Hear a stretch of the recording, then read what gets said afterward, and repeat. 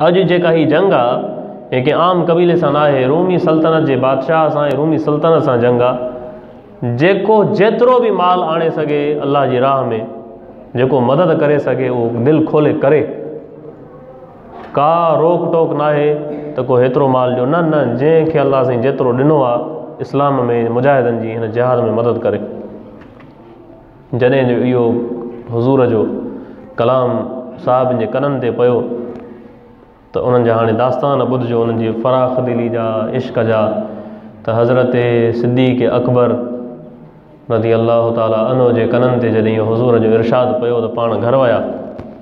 घर वञी ऐं जेके दिरहम दीनार हुया उहे सभु हिकिड़े कपिड़ो खिंडायूं, उहो माल बि उन कपिड़े में विधऊं, सुई, धागो, रिली, विहाणो, सवड़, पाणी, मश्क, जेको कुझु हुयो सभु उन कपिड़े में विधऊं, का शइ घर में न छॾियऊं।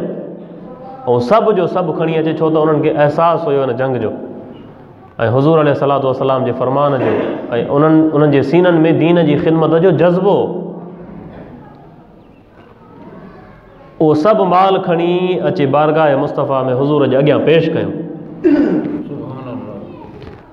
जंहिं ते मशहूरु जुमिलो तव्हां बि ॿुधो हूंदो।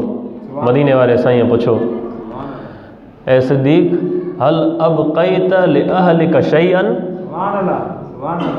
ऐं अबू बकर हल अबक़ैत लिअहलिक शैअन, पंहिंजे घर वारनि लाइ कुझु छॾियो अथई पंहिंजे?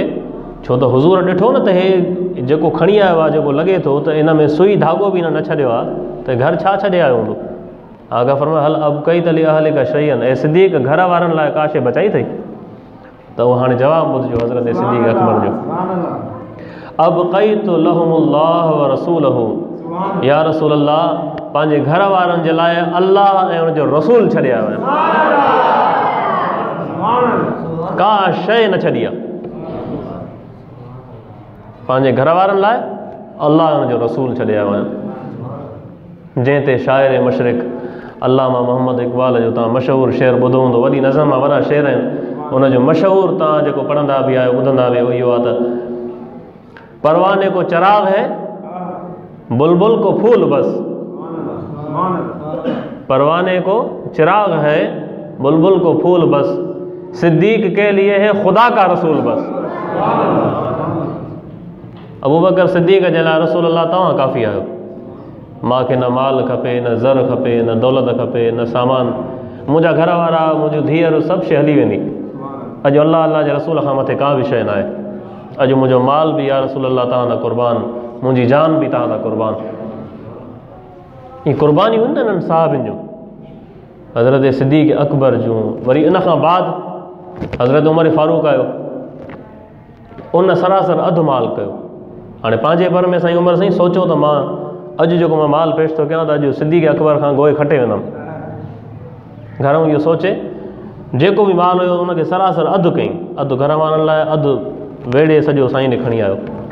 जॾहिं जो बारगाह में पेश कई ऐं ख़बर पई त सिद्दीक़ घर कुझु छॾियो ई न आहे, त हज़रत उमर फारूक चए त उन ॾींहुं मूंखे अहसासु थियो त मां कॾहिं बि हज़रत अबू बकर सिद्दीक़ खां अॻु न हणी सघंदुमि।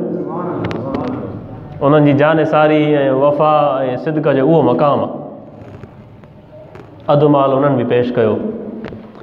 हज़रत उस्मान गनी रज़ी अल्लाह ताला अन्हु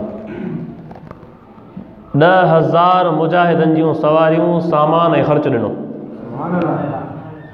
30,000 टोटल फ़ौज आहे, जंहिंमां 10,000 मुजाहिदनि जो सामान, सवारियूं, पैसा, माल, रस्ते जे सफ़र हज़रत उस्मान गनी मुजाहिदनि खे।